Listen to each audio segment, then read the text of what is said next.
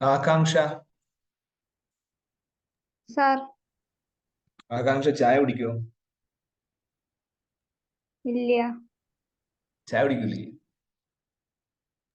ചായ ഓക്കെ. കുടിക്കാറില്ല സാർ. യാ, കൊള്ളാം. അനഘ, സജി.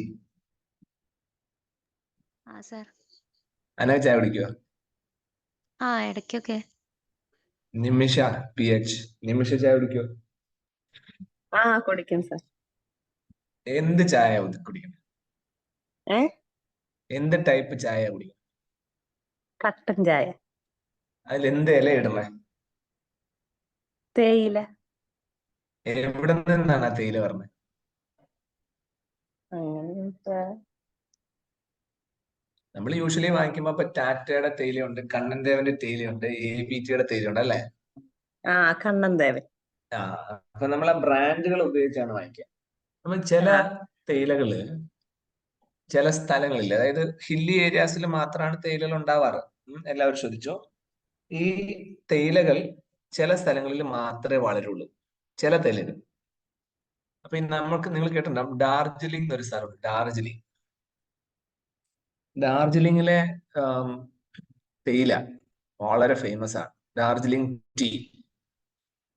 അതെന്താണ് ഡാർജിലിംഗ് ടീ എന്ന് വെച്ചാൽ, ആ ചായയുടെ ആ ഒരു ചെടി ഡാർജിലിംഗിന്റെ ക്ലൈമാറ്റിക് സിറ്റുവേഷൻ അനുസരിച്ച് വളർന്നാൽ മാത്രമേ ആ ടേസ്റ്റ് ഉണ്ടാവൂ. നിങ്ങൾ അവിടുന്ന് ഡാർജിലിംഗ് ചായയുടെ ചെടി കൊണ്ടുപോയി നിങ്ങളുടെ വീട്ടിൽ നട്ടു കഴിഞ്ഞാൽ ഉണ്ടാവില്ല, ഉണ്ടായാലും ആ ടേസ്റ്റ് ഉണ്ടാവില്ല. അപ്പം ഒരു ജോഗ്രഫിക്കൽ ഫീച്ചർ അനുസരിച്ച് ചില ചെടികൾ ചില സ്ഥലങ്ങളിൽ മാത്രമേ വളരുള്ളൂ. അങ്ങനെ ചില ചെടികൾ ചില സ്ഥലങ്ങളിൽ വളരുമ്പോൾ നമ്മൾ അതിനെ അവിടെ മാത്രമേ ഉണ്ടാവുള്ളൂ എന്ന് കാണിക്കാൻ വേണ്ടി ജോഗ്രഫിക്കൽ ഇൻഡിക്കേഷൻ കൊടുക്കും, GI. അതിനാണ് GI ടാഗ് ചെയ്യാന്ന് പറഞ്ഞാൽ എന്താ, അതിനൊരു ടിക്ക് കൊടുക്കുക. അപ്പൊ ഇന്ത്യയില് ആദ്യത്തെ ജോഗ്രഫിക്കൽ ഇൻഡിക്കേഷൻ ടാഗ് കിട്ടിയ സാധനമാണ് ഡാർജിലിംഗ് ടീ. ശ്രദ്ധിക്കണം. അപ്പൊ എന്താണ് ജോഗ്രഫിക്കൽ ഇൻഡിക്കേഷൻ എന്ന് പറഞ്ഞാൽ എന്താണ്? അതിന്റെ ഒറിജിൻ അവിടെ മാത്രമേ അത് ഉണ്ടാവുള്ളൂ. സോ ആദ്യമായിട്ട് കിട്ടിയതിനാണ് ഡാർജിലിംഗ് ടീക്കാണ്. Okay, so let's start with the first topic of our session. In today's big notes, we are talking about geographical indication tag, and I already mentioned that geographical indication tag, the first one was given to Darjeeling tea in India. ഇതിൽ ന്യൂസിൽ വരുന്ന എന്തുകൊണ്ടാ? കബ്ഡഗണ്ട shawl, ഒഡീസയിലുള്ള ഒരു ഷോളാണ്. Shawl എന്ന് പറഞ്ഞ ഒരു പുതപ്പ് പോലത്തെ സാധനം, അതിന് കിട്ടി. ഓക്കെ, അപ്പൊ നോക്കിയാൽ നിങ്ങൾക്ക് മനസ്സിലാവും 7 പ്രൊഡക്ട്സിന് കിട്ടിയിട്ടുണ്ട് ഒഡീഷയില്. എന്തൊക്കെയാണ്? സിമിലിബൽ കൈ ചട്നി. ഓക്കെ, അത് ഉറുമ്പ് വെച്ച്, നമ്മുടെ ചുമന്ന ഉറുമ്പിനെ വെച്ച് അരച്ചുണ്ടാക്കുന്ന ഒരു ചട്നിയാണ്. പിന്നെ ഈ പറഞ്ഞ കബ്ഡഗണ്ട ഷോള്, അങ്ങനെ കുറെ സാധനങ്ങൾക്ക് അവിടെ കിട്ടി. അപ്പൊ നിങ്ങൾക്ക് ഈ ചട്നി കഴിക്കണമെങ്കിൽ എവിടെ പോകണം? അവിടെ തന്നെ പോയേ പറ്റൂ. അപ്പൊ എന്താണ് ഈ ഷോൾ എന്ന് ചോദിച്ചാൽ, ഒറിജിൻ ഒഡീസയിലാണ്, വുമൺ ആണ്, ഒരു പ്രത്യേക ട്രൈബൽ ഗ്രൂപ്പ്, ഡോങ്രിയ കോണ്ട് ട്രൈബ് ഗ്രൂപ്പ് സ്ത്രീകൾ എംബ്രോയിഡറി ചെയ്യുന്ന ഒരു പ്രത്യേകതരം ഷോളാണ്, ഭംഗിയുള്ള. അപ്പൊ നമ്മൾ ഓൾറെഡി പറഞ്ഞിട്ടുണ്ട്, ചില പർട്ടിക്കുലർ ട്രൈബൽ ഗ്രൂപ്പുകൾ വളരെ സോഫ്റ്റ് ആണ്, സോ അവരെ നമ്മൾ PVTG എന്ന് വിളിക്കും. അത് ഒഡീസയിലെ നിയംഗിരി ഹിൽസിലാണ് ഇവരുടെ താമസം. അത് ഒഡീസയിലെ തന്നെ റേഗഡയും കാലഹന്ദി ജില്ലകളിൽ, ഡിസ്ട്രിക്റ്റുകളിലാണ് ഇവരുടെ വീട്. അപ്പൊ ഈ ഒരു സ്ത്രീകൾ വളരെ ഭംഗിയായിട്ട് നെയ്തെടുക്കുന്ന ഷോളുകൾക്ക് പ്രത്യേകത ഉണ്ടായതുകൊണ്ടും അത് അവിടെ മാത്രമേ കിട്ടുന്നുള്ളത് കൊണ്ടും അവർക്ക് നമ്മൾ എന്ത് കൊടുത്തു? GI ഇൻഡിക്കേഷൻ കൊടുത്തു. ഇത് ശരിക്കും പറഞ്ഞ ഒരു ടൂറിസം പ്രൊമോഷനാണ്. കാരണം എന്താ? ടൂറിസം എന്ന് പറയുമ്പോൾ എന്താ, ഇത് വാങ്ങിക്കണേ അവിടെ തന്നെ വരണം, വേറൊരു സ്ഥലത്ത് പോയി കിട്ടൂല. സോ ദാറ്റ്സ് വൈ കബ്ഡഗണ്ട ഷോൾ is very very important. So this the first topic. ഇതാണ് ഇന്നത്തെ first topic. And the second, ബാക്കിയുള്ള പോയിന്റ്സ് നിങ്ങൾ വായിച്ചാൽ മതി കേട്ടോ. Just simple point. First important point. Second important point is about the centralised public grievance redress and monitoring system, CP-GRAMS. Okay, CP-GRAMS. അപ്പൊ ഓരോ വാക്കിന്റെ മീനിങ് മനസ്സിലാക്കുക. സെൻട്രലൈസ്ഡ് എന്ന് വെച്ചാൽ എന്താ? സെൻട്രൽ ഗവൺമെന്റിന്റെ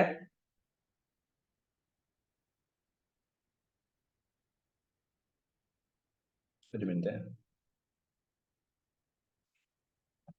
centralised public grievance redress and monitoring system. അപ്പോ പൊതുജനങ്ങളുടെ പ്രശ്നങ്ങൾ, അതാണ് പബ്ലിക് ഗ്രീവിയൻസ്, വേദനകൾ എന്ന് പറയും. റിഡ്രസ് എന്ന് പറഞ്ഞാൽ എന്താ? പരിഹാരം. അപ്പൊ പൊതുജനങ്ങളുടെ പ്രശ്നങ്ങൾക്ക് പരിഹാരം, കൂടാതെ ആ പരിഹാരം ചെയ്യുന്നുണ്ടോ എന്നുള്ള മോണിറ്ററിങ്, അത് സൂക്ഷ്മമായിട്ട് ചെക്ക് ചെയ്യുക, അതിന്റെ ഒരു സിസ്റ്റം ഉണ്ടാക്കിയിട്ടുണ്ട്. അപ്പൊ ഇന്ത്യയിലുള്ള എല്ലാം അങ്ങനെ ആര് ചെക്ക് ചെയ്യുന്നുണ്ട്? സെൻട്രൽ അതോറിറ്റി ചെക്ക് ചെയ്യുന്നുണ്ട്. ഓക്കെ, അതിനെയാണ് നമ്മൾ എന്ത് പറയാ? Centralised public grievance redress and monitoring system. അപ്പൊ ഇത് സെൻട്രൽ ഗവൺമെന്റ് സ്റ്റാർട്ട് ചെയ്യുന്നുള്ളതാണ് ന്യൂസ്. ഓക്കെ, കാരണം പല സംസ്ഥാനങ്ങളിലും ഈ പൊതുജനങ്ങൾക്കുണ്ടാകുന്ന പ്രശ്നങ്ങൾ പരിഹരിക്കുന്നുണ്ടോ ഇല്ലയോ എന്ന് ക്രോസ് ചെക്ക് ചെയ്യാൻ വേണ്ടി ഒരു ഓൺലൈൻ പ്ലാറ്റ്ഫോമാണ് 24 മണിക്കൂറും എല്ലാ ആഴ്ചകളും പ്രവർത്തിക്കുന്ന ഒരു ഓൺലൈൻ പ്ലാറ്റ്ഫോം. നമുക്കതിൽ പരാതിപ്പെടാം. ഇതിന്റെ കൺട്രോൾ ചെയ്യുന്നത് ആരാന്ന് ചോദിച്ചാൽ, അല്ലെങ്കിൽ ഇതിനെല്ലാം ഓൺലൈൻ വെബ് ഡെവലപ്പ് ചെയ്തേക്കുന്ന നാഷണൽ ഇൻഫോർമാറ്റിക്സ് സെന്റർ, NIC ആണ്. അത് ministry of electronics and IT, MEITY കീഴിൽ വരുന്നതാണ്. ഓക്കെ, അത്രയും പോയിന്റ്സ് ആണ് അതിൽ നമ്മൾ ഓർത്തു വെക്കാറുള്ളത്. അപ്പൊ പൊതുജനങ്ങൾക്കുണ്ടാകുന്ന പ്രശ്നങ്ങൾ പരിഹരിക്കാൻ വേണ്ടി ഒരു വെബ്സൈറ്റ് തുടങ്ങുന്നു. ആ വെബ്സൈറ്റിന് ഒരു ആപ്പ് ഉണ്ടെന്നും ആ ആപ്പ് നിങ്ങൾക്ക് പ്ലേ സ്റ്റോറിൽ പോയി ഡൗൺലോഡ് ചെയ്യാവുന്നതാണ്. ഓക്കെ, സോ ആ ആപ്പ് നിങ്ങൾക്ക് ഡൗൺലോഡ് ചെയ്ത് ഉപയോഗിക്കാം. That's it. അത്ര മാത്രമാണ് അതിലൊരു ഇമ്പോർട്ടൻറ്റ്. ബാക്കിയുള്ള പോയിന്റ്സ് നിങ്ങൾക്ക് വായിച്ചെടുക്കാൻ. അപ്പൊ അതിലേതൊക്കെയാ മാറ്റർ ഉണ്ടോ? RTI, റൈറ്റ് ടു ഇൻഫർമേഷൻ കൊടുത്തപ്പം എന്തെങ്കിലും പ്രശ്നം ഉണ്ടായി, കോടതി മുഖാന്തരം എന്തെങ്കിലും പ്രോബ്ലം ഉണ്ടായി, അതൊക്കെ നിങ്ങൾക്ക് സോൾവ് ചെയ്യാൻ പറ്റും. ഓക്കെ, റിലീജിയസ് മാറ്റർ, സജഷൻ എല്ലാം അവിടെ പറയാനുള്ള ഒരു ഓൺലൈൻ പ്ലാറ്റ്ഫോം ആണ്. The second important topic, that is about the CP grams. First one is എന്തായിരുന്നു? ഒന്നാമത്തെ topic we talk about the Kabda Ganda show. രണ്ടാമത്തേത് CP grams. ഓക്കെ, രണ്ടും നന്നായിട്ട് മനസ്സിലാക്കാം. മൂന്നാമത്തെ ഇമ്പോർട്ടന്റ് പോയിന്റ്, അടൽ ബിഹാരി വാജ്പേയി. സേവരി നവ സേവ അടൽ സേതു. സേതു എന്നുള്ള വാക്ക് കേൾക്കുമ്പോൾ അറിയാം, പാലമാണ്. രണ്ട് സ്ഥലങ്ങളെ തമ്മിൽ കണക്ട് ചെയ്യുന്ന പാലം. ഓക്കെ, അപ്പം മുംബൈയിലെ ഒരു നവി മുംബൈ, പുതിയ മുംബൈയിലെ ഒരു പാലം പണിത് ഉദ്ഘാടനം ചെയ്തു എന്നുള്ളതാണ് ന്യൂസ്. അപ്പൊ അത് ഇപ്പം ഭരിക്കുന്നത് BJP ഗവൺമെന്റ് ആയതുകൊണ്ട് അവരുടെ തന്നെ ആൾക്കാരുടെ പേരിലാണ് അവർ ഓരോ പാലത്തിന് പേരിടുക. അത്രേ ഉള്ളൂ. ഇപ്പം കോൺഗ്രസ്സുകാർ ഭരിച്ചിരുന്നപ്പോൾ നെഹ്റുവിന്റെ പേരിട്ടെങ്കിൽ, ഇന്ദിരാഗാന്ധിയുടെ പേരിട്ടിരുന്നെങ്കിൽ ഇപ്പം ഭരിക്കുന്നവര് വേറെ ആൾക്കാരുടെ പേര്. അപ്പൊ അടൽ ബിഹാരി വാജ്പേയി നമ്മുടെ പഴയ പ്രധാനമന്ത്രിയായിരുന്നു. അപ്പൊ അയാളുടെ പേരിൽ ഒരു പാലം. ഓക്കെ, അപ്പോ ഇതില് ഈ പാലത്തിന്റെ പ്രത്യേകതയാണ് ബ്രിഡ്ജ്. ഇതിന്റെ ഫൗണ്ടേഷൻ 2016 ഡിസംബറിലാണ് പ്രധാനമന്ത്രി തന്നെ ചെയ്തേക്കുന്നത്. അപ്പൊ എന്തായിരിക്കും, ഈ മുംബൈ നിങ്ങൾക്ക് അറിയാം ഭയങ്കര തിരക്കുള്ള ഒരു സിറ്റിയാണ്. അപ്പൊ സിറ്റികളെ തമ്മിൽ വളരെ ബ്യൂട്ടിഫുൾ ആയിട്ട് കണക്ട് ചെയ്യാനും, വളരെ ദൂരം അല്ല പഴയ മുംബൈയും പുതിയ മുംബൈയും തമ്മിൽ കണക്ട് ചെയ്യാൻ വേണ്ടി വളരെ നീളത്തിൽ 6 വരി പാതയാണ്. 21 കിലോമീറ്റർ നീളത്തില് 6 വരി പാത, വളരെ വലിയൊരു പാലമാണ്. Longest bridge in India. Okay, and ഇത് കടലിന്റെ മുകളിൽ കൂടെയാണ്. So sea bridge in India. അപ്പൊ മുംബൈ ഇന്റർനാഷണൽ എയർപോർട്ടിൽ നിന്ന് നവി മുംബൈ ഇന്റർനാഷണൽ എയർപോർട്ടിലേക്കുള്ള കണക്ടിവിറ്റിയാണ്. ഏറ്റവും വലിയ തമാശ എന്താന്ന് വെച്ചാൽ, ഈ പാലം വന്നു കഴിഞ്ഞപ്പോ ഈ പാലത്തിൽ നിന്ന് വളരെയധികം ലാഭം ഉണ്ടാക്കാന്ന് സർക്കാർ വിചാരിച്ചു. എങ്ങനെ ലാഭം ഉണ്ടാക്കാം? പുതിയ പാലം പണിത് കഴിഞ്ഞാൽ നിങ്ങൾക്കറിയാം ടോള് പിരിക്കാന്ന് പറയും, ടോൾ, TOL. അപ്പൊ ഈ ടോള് പിരിച്ച് പൈസ ഉണ്ടാക്കിയിട്ട് ആ പാലം പണിത ആൾക്കാർക്ക് ലാഭം കിട്ടുന്നു. പക്ഷെ എന്താ പ്രശ്നം വെച്ചാൽ, ഈ അടൽ പാലത്തിന്റെ പ്രശ്നം എന്ന് വെച്ചാൽ ഭയങ്കര ഹൈ ചാർജാണ്. അതുകൊണ്ട് ഈ പാലത്തെ കയറി അപ്പുറേ പോവാൻ ജനങ്ങൾക്ക് താല്പര്യം ഉണ്ടായില്ല. അതുകൊണ്ട് ഇപ്പോഴത്തെ നിലവിലത്തെ സാഹചര്യത്തിൽ ഈ പാലം നഷ്ടത്തിലാണ്. പാലം അവിടെ ഇരിപ്പുണ്ട്, നഷ്ടത്തിലാണ്. അതുകൊണ്ട് തന്നെ സമയമൊക്കെ വളരെയധികം reduce the time travel between Mumbai, Pune, Goa, south India ഒക്കെ ശരിയാ. പക്ഷേ ചെലവ് ഭീകരമായതുകൊണ്ട് വലിയ പ്രശ്നമുണ്ട്. ഓക്കെ, ഇത് വളരെ ഒരു പ്രത്യേകമായിട്ട് പണിതിരിക്കുന്ന പാലമാണ്. ഇതിൽ ലൈറ്റ്നിങ് പ്രൊട്ടക്ഷൻ സിസ്റ്റം ആണ്. കാരണം നല്ല പൊക്കത്തിലായതുകൊണ്ട് ഇടിമിന്നലൊക്കെ ഏൽക്കും. ഇടിമിന്നലൊക്കെ സംരക്ഷിക്കാൻ വേണ്ടി വളരെ ഭംഗിയായിട്ട് ചെയ്തേക്കുന്ന അടൽ ബിഹാരി വാജ്പേയിയുടെ പേരിലുള്ള Sewri Nhava Sheva Atal Setu. Okay, so keep it in mind. അടുത്തത് നമുക്ക് വീണ്ടും ഒരു ടൈഗർ റിസർവിനെ കുറിച്ചാണ് പഠിക്കാനുള്ളത്. That is Biligiri Rangaswamy temple. Tiger reserves. പേര് കേൾക്കുമ്പോൾ തന്നെ അറിയാം കർണാടകത്തിലായിരിക്കും. കർണാടക ഫോറസ്റ്റ് ഡിപ്പാർട്ട്മെന്റ് തന്നെയാണ്. അവര് ഗ്രീൻ ടാക്സ് പിടിക്കുന്നു എന്നുള്ളതാണ് ന്യൂസ്. ഈ കാടിനുള്ളിലേക്ക് കയറി പോകുന്നവർ പറയുന്ന ടാക്സ് കളക്ട് ചെയ്യണം. എന്ത് ടാക്സ്? ഒരു വണ്ടി കയറ്റിയ വണ്ടിക്ക് പൈസ. അതിനവരിട്ട പേരാണ് ഗ്രീൻ ടാക്സ്. അപ്പം 10 രൂപ 2 വീലേഴ്സിന് 20 രൂപ 4 വീലേഴ്സിന് മേടിക്കും. സാധാരണ കാര്യം. അപ്പം എന്താണ് ന്യൂസില് ഈ ടാക്സ് പിടിക്കുമെന്നുള്ള ന്യൂസ് വന്നത് കൊണ്ട് നമുക്ക് ഈ ബിലിഗിരി രംഗസ്വാമി ടെമ്പിളിനെ കുറിച്ച്, ടൈഗർ റിസർവിനെ കുറിച്ച് അറിയാം. കർണാടകത്തിലാണെന്നും ഒരു 574 കിലോമീറ്റർ ഉണ്ടെന്നും മനസ്സിലായി. അപ്പൊ ഇതില് ലോർഡ് വിഷ്ണുവിന്റെ ബേസ് ചെയ്തിട്ട്, ഈ രംഗസ്വാമി എന്ന് പറഞ്ഞാൽ തന്നെ ലോർഡ് വിഷ്ണു. ഓക്കെ, അപ്പൊ അദ്ദേഹത്തിന്റെ പേരിൽ ഒരാൾ. ഓക്കെ, അപ്പൊ ഇത്രയേ ഉള്ളൂ. അപ്പൊ ഇതിലെന്താ വെച്ചാൽ ഒരു ഗുണം എന്ന് വെച്ചാൽ നല്ല പൊക്കമുള്ള സ്ഥലമായതുകൊണ്ട് അവിടെ എപ്പോഴും എന്താ നല്ല മഞ്ഞും വെള്ളി നിറത്തിലുള്ള ക്ലൗഡ്സും ഒക്കെ ഉണ്ട്. നല്ല ഭംഗിയുള്ള ഒരു സ്ഥലമാണ്. അതുകൊണ്ട് തന്നെയാണ് ബിലിഗിരി എന്നുള്ള പേരിട്ട്. ബിലിഗിരി എന്ന് പറഞ്ഞാൽ എന്താ? വൈറ്റ്, വെള്ള, എപ്പോഴും മഞ്ഞ് മൂടി കിടക്കുന്ന ഒരു മലനിരകൾ എന്നുള്ള മീനിങ് മാത്രമേ ഉള്ളൂ. So that's why it is called as Biligiri Rangaswamy temple. Okay, അപ്പം നമുക്കറിയാം ആന്ധ്രയുടെ കർണാടകയുടെ സൈഡ് ആയതുകൊണ്ട് വെസ്റ്റേൺ ഗാർഡ്സും ഈസ്റ്റേൺ ഗാർഡ്സിന്റെ ഒക്കെ ഒരു ബിറ്റ്വീനിലായിട്ടാണ് ഈ സംഭവം സിറ്റുവേറ്റ് ചെയ്യുന്നത്. മരങ്ങളുണ്ട്, ഫുൾ ടൈം പച്ചയുള്ള മരങ്ങള്, പകുതി സെമി എവർഗ്രീൻ ഉണ്ട്, അതുപോലെ തന്നെ ഇല പൊടിക്കുന്ന പല ടൈപ്പ് മരങ്ങൾ ഇവിടെ കണ്ടാം. ഈ ഒരു സാധനത്തിനെ വൈൽഡ് ലൈഫ് സാങ്ച്വറി ആക്കി അനൗൺസ് ചെയ്തത് 1974. ടൈഗർ റിസർവ് ആക്കുന്നത് 2011. ഓക്കെ, അപ്പൊ അവിടെ കുറെ ടൈപ്പ് ചെടികളും ഒക്കെ, അതിന്റെയൊക്കെ ശാസ്ത്രീയ പേരാണെന്ന് പഠിക്കുന്നില്ല, ഓർത്തൊക്കെ നന്നാവും, പറ്റുന്നത്ര നോക്കിയാൽ മതി. അതൊരു ചെടികളും ഉണ്ട്, അതുപോലെ തന്നെ കുറെ ടൈപ്പ് ജീവികളും ഒക്കെ. ഓക്കെ, സോ നമ്മളെ സംബന്ധിച്ച് ഇമ്പോർട്ടന്റ് ആയിട്ടുള്ള ഒരു വൈൽഡ് ലൈഫ് സാങ്ച്വറി അല്ലെങ്കിൽ ടൈഗർ റിസർവ് ആണ് ബിലിഗിരി രംഗസ്വാമി ടെമ്പിൾ ടൈഗർ റിസർവ്. ബിലിഗിരി കേൾക്കുമ്പോൾ തന്നെ വൈറ്റ് കളർ എന്ന രീതിയിൽ നിങ്ങൾ ഓർത്തു വെച്ചാൽ മതി, അങ്ങനെ മനസ്സിലാക്കി. So next important one is Amrit Bharat station scheme, ABSS. നമ്മുടെ തന്നെ കർണാടകത്തിലെ ഉടുപ്പി സ്റ്റേഷൻ, അതിനെ അമൃത് ഭാരത് സ്റ്റേഷൻ സ്കീമില് പെടുത്തി ഡെവലപ്മെന്റ് ചെയ്യുന്നുള്ളതാണ് ന്യൂസ് വരാൻ. അപ്പൊ നമുക്കറിയാം ഈ ഉടുപ്പി കർണാടക സൈഡിലൂടെ പോകുന്ന റെയിൽവേ സ്റ്റേഷനാണ് നമ്മൾ കൊങ്കൺ റെയിൽവേ കോർപ്പറേഷനിൽ, ഒരു വലിയ നെറ്റ്വർക്കാണ്. അപ്പൊ അവരാണ് ഇത് ടേക്കിംഗ് കെയർ ചെയ്യണം, ഈ ഒരു പരിപാടിയെല്ലാം, ഈ സ്റ്റേഷനെ പുതുക്കി പണിയുന്നത്. അപ്പൊ അതിന്റെ ഭാഗമായിട്ട് നമ്മൾ പ്രോജക്ട് ലോഞ്ച് ചെയ്തു ഓഗസ്റ്റ് 2023. റെയിൽവേ ആണ് അതിന്റെ എല്ലാ കാര്യങ്ങളും നോക്കുന്നത്. ഓക്കെ, എല്ലാ കാര്യങ്ങളും. അപ്പൊ ഇത് വേറെ വലിയ ഡീറ്റെയിൽസ് ഒന്നുമില്ല, ഇത്രയേ ഉള്ളൂ. ഇന്ത്യയിലുള്ള 76 റെയിൽവേ സ്റ്റേഷൻസിനെ സെൻട്രൽ ഗവൺമെന്റ് അപ്ഗ്രേഡ് ചെയ്ത് മോഡേണൈസ് ചെയ്യാന്നുള്ളതാണ്. അതിന് ലക്ഷ്യമായിട്ടാണ് ഈ ഒരു മാസ്റ്റർ പ്ലാൻ ഉണ്ടാക്കിയത്. ആ പ്ലാനിന്റെ പേര് മാത്രമാണ് നമുക്ക് അറിഞ്ഞു വെക്കാനുള്ളൂ, അമൃത് ഭാരത് സ്റ്റേഷൻ സ്കീം. ആദ്യം ഉടുപ്പിയില് ടോട്ടൽ ഇപ്പൊ 76 റെയിൽവേ സ്റ്റേഷൻസ് അവർക്ക് പ്ലാൻ ഉണ്ട്. പിന്നെ അവരുടെ ബെനിഫിറ്റും കാര്യങ്ങളും ഇപ്പൊ നിങ്ങൾക്ക് വായിച്ച് മനസ്സിലാക്കുന്ന പോയിന്റുകൾ മാത്രമേ. And the next important topic is about the zero effect, zero defect scheme. ഇപ്പൊ അറിയാം സീറോ എഫക്റ്റ് ഉണ്ട്, സീറോ ഡിഫക്റ്റ്. അപ്പൊ ഈ സെഡ് എന്ന് പറയും, അത് നമ്മുടെ ഇന്ത്യയിലെ ചെറുകിട ബിസിനസ്സുകൾ ഉണ്ട്, കുഞ്ഞ് മൈക്രോ ലെവൽ ബിസിനസ് ഉണ്ട്. അപ്പൊ അതാണ് മൈക്രോ സ്മോൾ മീഡിയം എന്റർപ്രൈസസ്, ചെറിയ ബിസിനസ്. അപ്പൊ അവരെ പ്രൊമോട്ട് ചെയ്യുന്നതിന്റെ ഭാഗമായിട്ട് zero effect zero defect scheme എന്ന രീതിയിൽ ഒരു സർട്ടിഫിക്കേഷൻ കൊടുക്കുന്ന രീതിയിൽ ഒരു പരിപാടി ഗവൺമെന്റ് ഓഫ് ഇന്ത്യ പ്ലാൻ ചെയ്തു, അത്രയേ ഉള്ളൂ. അതിന്റെ പ്രകാരം കണ്ടോ 1 ലക്ഷത്തിൽ പര MSMEകൾ, ചെറിയ ബിസിനസ്സുകാർക്ക് സർട്ടിഫിക്കേഷൻ കിട്ടുവാണ്.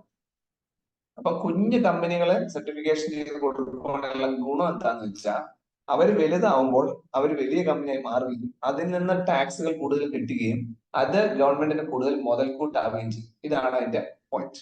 അതാണ് zero effect zero defect scheme കൊണ്ട് മെയിൻ ആയിട്ട് ഉദ്ദേശിക്കുന്നത്. 2016 ഒക്ടോബർ നമ്മൾ ഇത് ലോഞ്ച് ചെയ്തു. മൈക്രോ സ്മോൾ മീഡിയം എന്റർപ്രൈസസിന് വേണ്ടിയുള്ള മിനിസ്ട്രിയാണ് അത് ടേക്കൻ കെയർ ചെയ്യണേ. ഓക്കെ, എന്തൊക്കെയാണ് ഉദ്ദേശം? ഒന്നുമില്ല, deliver top quality product using clean technology. Okay, അപ്പൊ ഹൈ ക്വാളിറ്റി, എല്ലാം കോമൺ കാര്യങ്ങൾ മാത്രമാണ് നിങ്ങൾക്ക് വായിക്കാം. അപ്പൊ ആർക്കും ബുദ്ധിമുട്ടുണ്ടാവാതെ, സോഷ്യോ എക്കണോമിക് ബുദ്ധിമുട്ടൊന്നും ഉണ്ടാവാതെ കൃത്യമായിട്ട് ഓരോ ബിസിനസ്സുകളെ പ്രൊമോട്ട് ചെയ്യാന്നുള്ളതാണ്. അപ്പൊ ഇവര് എങ്ങനെ സർട്ടിഫിക്കറ്റ് കൊടുക്കുക? 3 ലെവൽ. ഒന്ന് ബ്രോൺസ് സർട്ടിഫിക്കറ്റ്, ഗോൾഡൻ സർട്ടിഫിക്കറ്റ്, അതിന്റെ ഇടയിൽ സിൽവർ.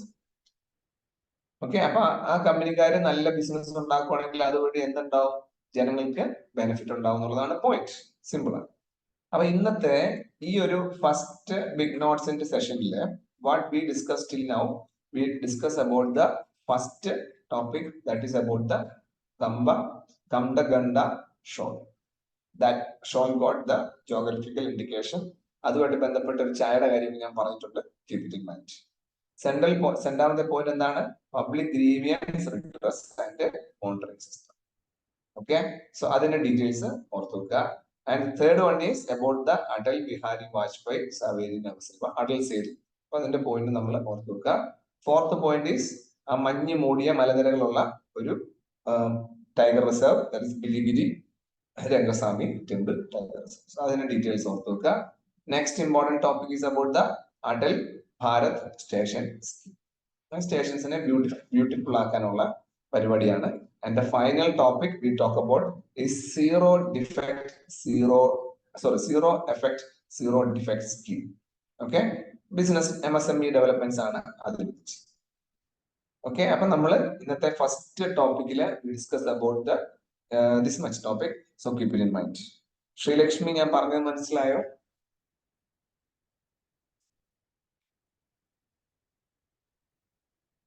ശ്രീലക്ഷ്മി KV, ഞാൻ പറഞ്ഞത് മനസ്സിലായോ? ഞാൻ ഇപ്പൊ മനസ്സിലായി. കുറച്ചു നേരം മുന്നേ ഞാൻ കേറിയത്. അത് ശരി. നിമിഷ,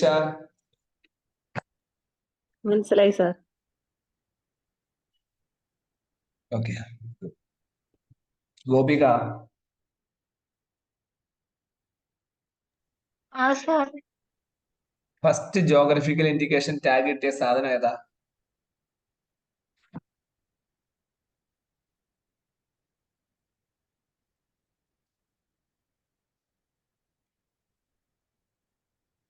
ഓർമ്മയുണ്ടല്ലോ? എന്തോ ഒരു ചായ. ഡാർജിലിംഗ് ടീ ആണോ? Darjeeling tea. Okay. So coming to the next topic, second topic. So let start with the second series, current affairs 399 series ആണ്. The first topic in this particular session is prasadam. Okay, prasadam എന്ന് പറഞ്ഞാൽ വേറെ first healthy and hygienic food street. നല്ല food കിട്ടുന്ന ഒരു ചെറിയ market, വൃത്തിയുള്ള നല്ല ഫുഡ് കിട്ടുന്ന ഒരു ചെറിയ മാർക്കറ്റ് സെൻട്രൽ ഗവൺമെന്റ് തന്നെ കൺട്രോളിൽ നടത്തുന്നു. Union minister of health and family ആരാണ്? മൻസുഖ് മാണ്ഡവ്യ. അയാള് ഇനാഗുറേറ്റ് ചെയ്തതാണ് first healthy and hygienic. Okay, so മധ്യപ്രദേശിലെ ഉജ്ജയിനിലാണ് ഈ സാധനം ലോഞ്ച് ചെയ്യുന്നത്. ഒരു വണ്ടിയാണ്, നീൽകണ്ഠ് വാൻ മഹാകാൽ ലോക് ഇൻജുജി. 2024 ജനുവരിയിൽ, ഈ വർഷം ലോഞ്ച് ചെയ്ത സാധനമാണ്. ഏത് ഡിപ്പാർട്ട്മെന്റ് ആണ്? Ministry of health and family welfare launch ചെയ്തു. സാധാരണക്കാർക്ക് ഏതെങ്കിലും മൂലയിലിരുന്ന് നല്ല പ്യുവർ ആയിട്ടുള്ള ട്രഡീഷണൽ ഫുഡ് കഴിക്കാൻ വേണ്ടിയുള്ള ഒരു പരിപാടിയാണ് ഇതുകൊണ്ട് ഉദ്ദേശിക്കുന്നത്.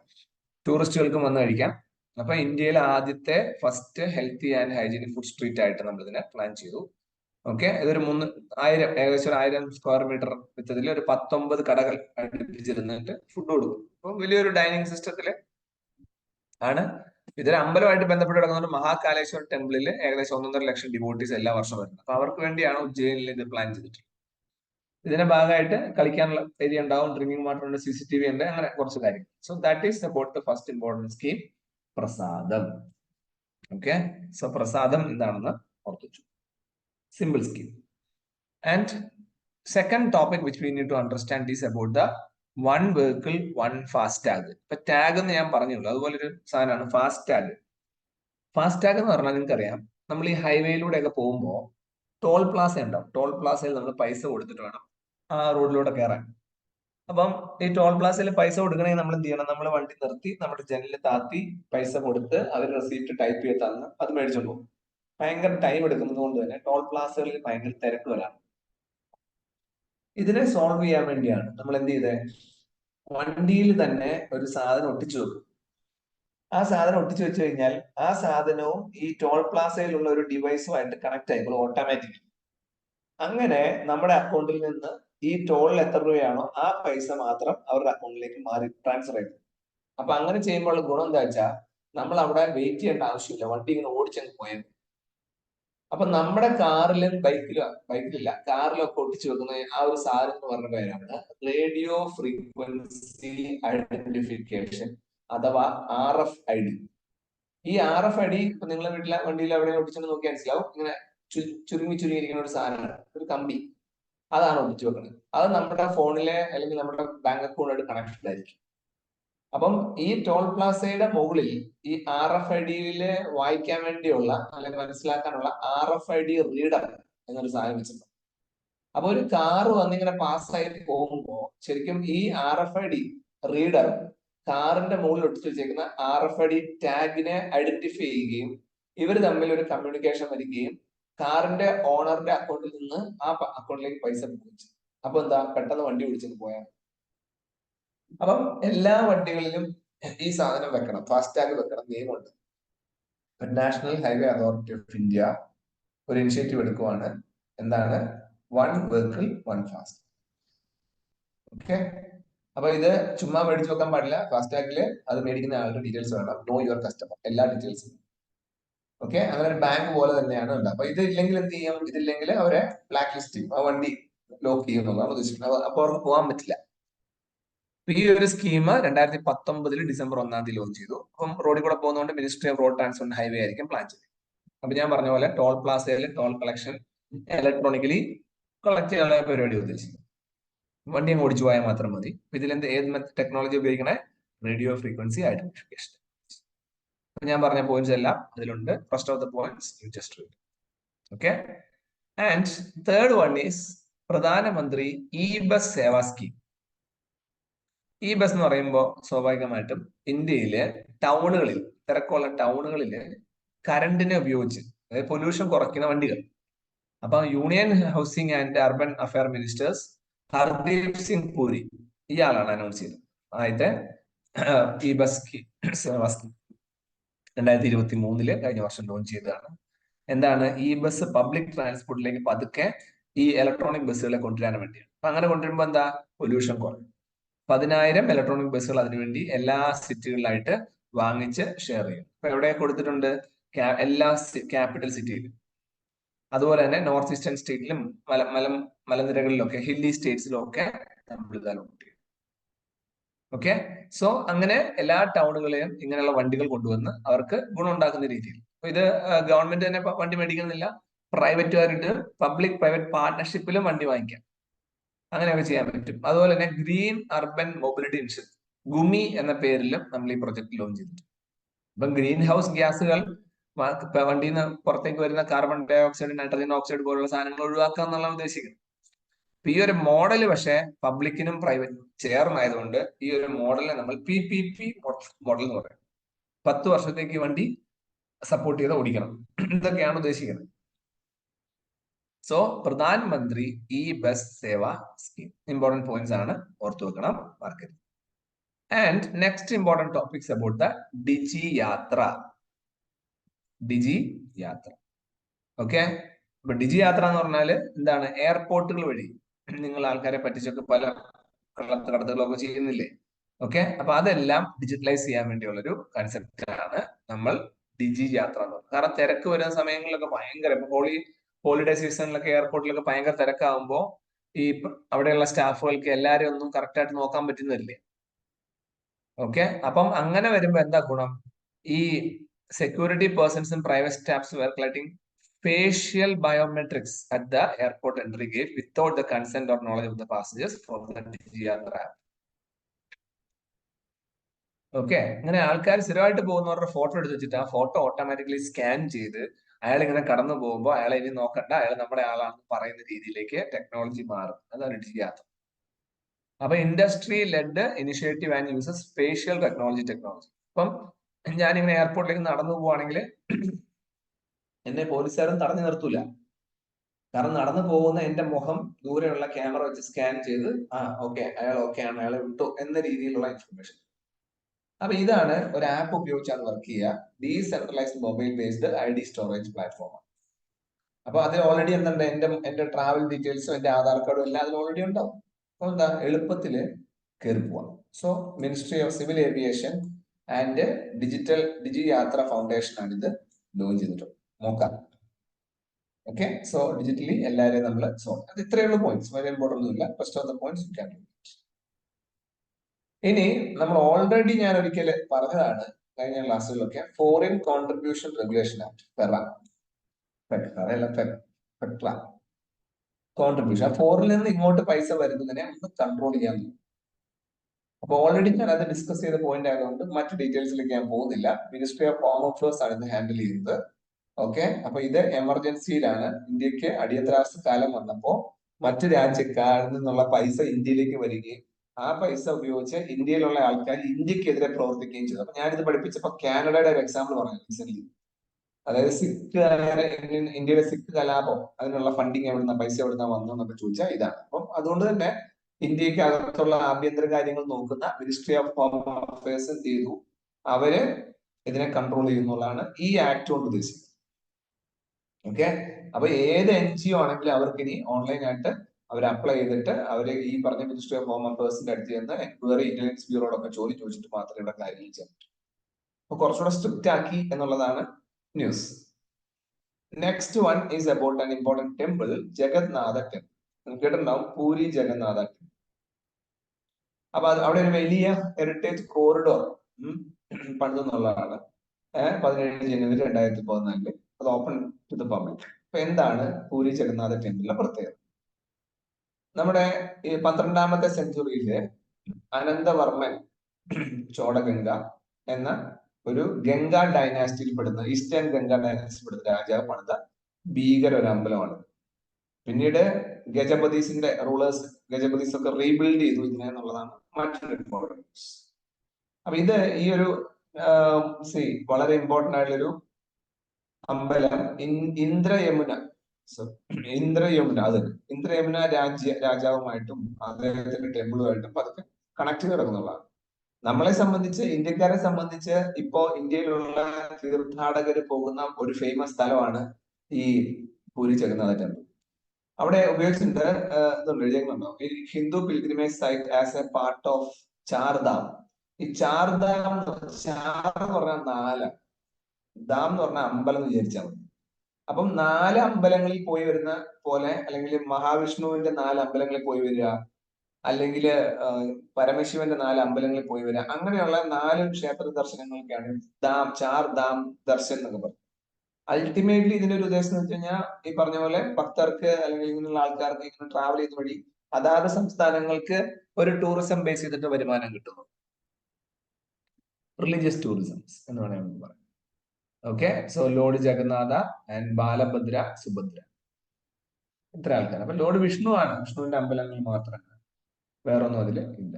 ഓക്കെ, അവിടെ ഒരു പ്രത്യേകത ഉള്ളതെന്ന് വെച്ച് കഴിഞ്ഞാല് അവിടെ ടെമ്പിളിനെ നമ്മൾ വൈറ്റ് പഗോഡാസ്, ചാർധാമാണ്. ഏതൊക്കെയാണ് ചാർധാം എന്ന് വെച്ചാൽ ഈ ഞാൻ ഈ പറഞ്ഞ പോലെ വിഷ്ണുവായിട്ട് ബന്ധപ്പെട്ട് കിടക്കുന്ന മെയിൻ അമ്പലം ബദ്രിനാഥ്, ദ്വാരക, പുരി, രാമേശ്വരം. അപ്പൊ പോകേണ്ടവര് രാമേശ്വരം, സൗത്തിൽ രാമേശ്വരത്ത് സ്റ്റാർട്ട് ചെയ്ത് പൂരിയിൽ ചെല്ലണം, പൂരിയിൽ നിന്ന് നേരെ ദ്വാരകയിൽ പോകണം, ദ്വാരകയിൽ നേരെ ബദ്രിയിൽ. രാമേശ്വരം തമിഴ്നാട്ടിലെ, പൂരി ഒഡീസയിലെ, ദ്വാരക എന്ന് പറയുന്നത് ഗുജറാത്തില്, ബദ്രി എന്ന് പറയുന്നത് ഉത്തരാഖണ്ഡില്. അപ്പൊ അങ്ങനെയാണ് ചില യാത്രകൾ.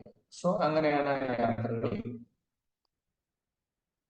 ഓക്കെ, സോ യമനിക തീർത്ഥ എന്ന പേരിലൊക്കെ ഇങ്ങനെ സർക്യൂട്ട് പറഞ്ഞാൽ നിങ്ങൾ ട്രാവൽ ഇങ്ങനെ കറങ്ങി പോകുന്ന ഒരു മാപ്പിനെയാണ് നമ്മൾ പറയാം. അങ്ങനെ പോകുന്നുണ്ട്.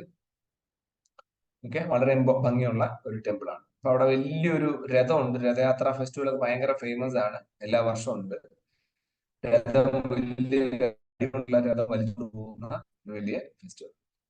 ഈ അമ്പലത്തിന്റെ ഒരു പ്രത്യേകത വെച്ച് കഴിഞ്ഞാല് ഇത് വലിയൊരു പ്ലാറ്റ്ഫോം, ഒരു ഏരിയയുടെ മുകളിൽ പൊങ്ങി നിൽക്കുന്ന രീതിയിലാണ്. അപ്പൊ മിക്ക അമ്പലങ്ങൾ നിങ്ങൾ നോക്കിയാൽ മനസ്സിലാവും, അമ്പലങ്ങൾക്ക് ടെമ്പിൾ ആർക്കിടെക്ചർ കൺസെപ്റ്റ് നമ്മൾ പറയാം, അമ്പലം പണിയുന്ന രീതികൾ. അപ്പൊ അതിന് ഈ പറഞ്ഞ പോലെ നടുക്ക് സെൻട്രൽ പോർഷനിൽ 4 കമ്പോണൻസ് ആണ് മെയിൻ ആയിട്ട് അമ്പലങ്ങൾക്ക് ഉണ്ടാവാറുള്ളത്, പ്രത്യേകിച്ച് ഈ നോർത്ത് ഈസ്റ്റേൺ അമ്പലങ്ങൾക്കെല്ലാം. അതിന് നടുക്കൊരു ഏരിയ ഉണ്ടാവും, അവിടെയാണ് ഈ ഡയറ്റി, അതായത് വിഗ്രഹമൊക്കെ വെക്കണത്. സോ വിമാന അല്ലെങ്കിൽ ഗർഭഗൃഹ എന്ന് പറയും. ദെൻ ജഗമോഹന എന്നൊരു സ്ഥലം, ദെൻ നാഥമണ്ഡപ, ദെൻ ഭോഗമണ്ഡപം. 1-2 മണ്ഡപങ്ങൾ, അതിന് നടുക്കൊരു അമ്പലം. ഓക്കെ, ഈ ആർക്കിടെക്ചർ സ്റ്റൈലിൽ നോക്കിയാൽ ജഗന്നാഥ ടെമ്പിൾ പ്രത്യേകം വെച്ചാല് ഇതിൽ രേഖയും പിതയും 2 type of combination style, architecture style ഇവിടെ ഇൻക്ലൂഡ് ചെയ്യുന്നുണ്ട്. പിന്നെ വലിയൊരു ഗേറ്റ് അവിടെ ഉണ്ട്. ദെൻ അതില് വലിയ സ്തംഭങ്ങളും ചക്രങ്ങളും ഒക്കെ ഉണ്ട്. അതിലെ നിലചക്ര എന്ന് പറഞ്ഞു കഴിഞ്ഞാൽ അമ്പലത്തിന്റെ ടോപ്പില് ഒരു ഡിഫറെന്റ് ഫ്ലാഗുമായിട്ട് ബന്ധപ്പെട്ടാണ് ഇരിക്കുക. പതിത ഭാവന ഇസ് ഹോസ്റ്റ് ഉണ്ട് ചക്ര ഡെയിൽ. അമ്പലത്തിന്റെ മുകളിൽ ഒരു പതാക പറത്തുന്നു എന്നുള്ളത് മാത്രമേ ഉള്ളൂ. ഇതിന്റെയൊക്കെ പേരുകളാണ്, വേണമെങ്കിൽ നിങ്ങൾക്ക് പഠിച്ചെടുക്കാം. Okay, so in this session we talk about a few topics. First one is about the prasadam. Prasadam എന്താണെന്ന് ഓർമ്മ വേണം. Second one we talk about the one vehicle one FASTag. അതിലുപയോഗിച്ച ടെക്നോളജി ഏതാന്നൊക്കെ ഓർമ്മ വേണം. Then അടുത്ത മോഡേണൈസേഷൻ ഓഫ് ദ സിറ്റി, പ്രധാനമന്ത്രി e bus Sewa. Digi യാത്രയാണ് നാലാമത്തെ നമ്മുടെ ടോപ്പിക്ക്. അതിന്റെ പ്രത്യേകതകൾ ഓർത്തു വെക്കേണ്ടതാണ്, വായിക്കേണ്ടതാണ്. ഫോറിൻ കോൺട്രിബ്യൂഷൻ റെഗുലേഷൻ ആക്ട് ഞാൻ ഓൾറെഡി പറഞ്ഞു കഴിഞ്ഞു. NGOകളെ നമ്മൾ കൺട്രോൾ ചെയ്യാൻ വേണ്ടി കൊണ്ടുവന്നു. ആൻഡ് അവസാനമായിട്ട് നമ്മൾ നോക്കിയത് ജഗന്നാഥ ടെമ്പിൾ ആണ്, ഒഡീസയിലെ പൂരിയിലുള്ള വളരെ വിശേഷപ്പെട്ട. ഓക്കെ.